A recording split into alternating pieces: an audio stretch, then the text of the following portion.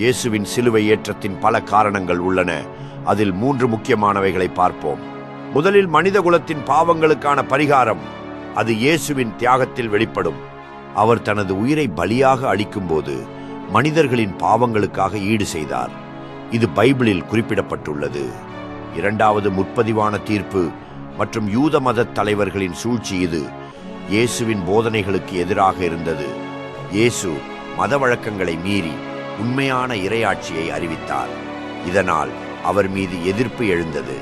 மக்களின் அழுத்தத்தால் பிலாத்து இயேசுவை சிலுவையில் அறைய உத்தரவிட்டார். அவர் இந்த மனிதனில் எந்த தவறும் இல்லை என்று கூறினாலும். மூன்றாவது, இறைவனின் திட்டம் மற்றும் வாழ்வின் புதிய வழி. இயேசு சிலுவையில் அறையப்பட்டதும் 3ஆம் நாளில் உயிர்த்தெழுந்ததும் இறைவனின் திட்டத்தின் ஒரு பகுதியாக இருந்தது. இது உலகிற்கு புதிய நம்பிக்கையை வழங்கியது. அப்போது பலர் அதை உண்மையாக கண்டனர்.